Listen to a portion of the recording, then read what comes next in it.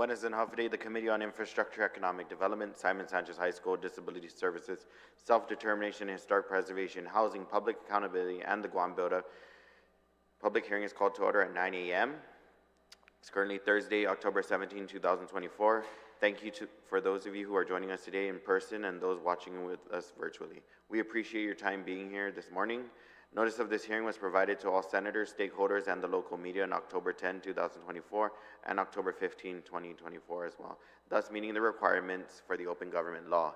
In addition, for this notice of this hearing was also posted on the Guam Legislature's website and the public notice portal. Materials for this hearing were shared to the committee drive and are available for printing upon request. Recording of today's hearing will also be available online via the Guam Legislature's YouTube page. For signing convenience, there is a QR code available at the entrance. Unfortunately, it's just me here today, but I thank you guys for your presence. Perhaps maybe my colleagues will be joining me later. I'd like to first provide some ground rules before we conduct this public hearing. The conduct of this hearing shall be as follows. Individuals speaking shall only use respectful and professional language and conduct. Personal interference of the character or the motive of any senator or any individual is not permitted.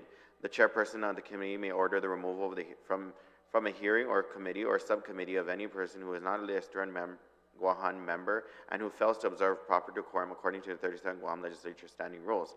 All must abide by these rules of conduct at quality assurance standards. At this time, we ask you to place all your mobile devices on silent and respect those testifying today. Before speaking, please introduce yourself by stating your name, job title, and organization you wish to represent, or yourself. Thank you for your understanding and cooperation.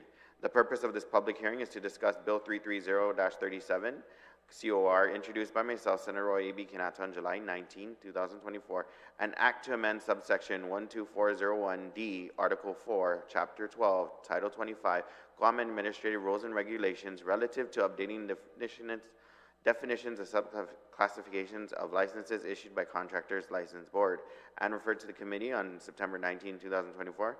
So at this time, we will begin discussion. I would like to call up thank you, Mr. Ogden, for joining us. Mr. Chair, would you like to speak as well, or? Okay. Thank you so much. I appreciate it. Okay. The floor is yours, sir. You may proceed. Good morning. Buenas and Day, Senator Quinata. Thank you for this morning's hearing. I am writing to express my support for the proposed Bill 330-37 COR to remove the verbiage. This includes installation of photovoltaic panels, batteries, controls, and related low voltage direct current DC wiring from the definition under C53 solar contractor. This was a typo where you will clearly see the same verbiage under appropriate classifications of C53A solar power system contractor. While the change is necessary to clarify a scope of C53 classifications, I would like to request the verbiage C13 electrical contractor classification license is a prerequisite to obtain this classification. Remain in the definition under C51, warm, air, heating, ventilating, and air conditioning contractor. Maintaining this prerequisite will ensure that individuals who obtain the C51 license possess the necessary electrical expertise to safely, effectively install HVAC systems, which often involve electrical components. So the first part, Senator, is basically to delete a typo. It's just a typo.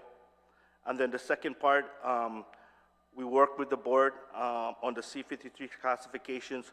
We want to keep that prerequisite for electrical in the HVAC installation. We've had a lot of experience that people that are doing HVAC will have some issues with electrical. They do their HVAC work, move away, and then now there's electrical problems in the house. So that prerequisite will alleviate a lot of the issues that homeowners are having after the HVAC system has been installed. Basically, when you install a HVAC, you have to understand that it pulls from the system, and if they don't understand the whole electrical system, it can cause more problems. So that will help our HVAC personnel understand their work more clearly, alleviate more more issues coming up after their work is done and after they leave the site. That's about it, Senator. Okay, thank you so much. I appreciate your testimony, and we will definitely mark up the bill and then have you guys review it one more time before we proceed with it further.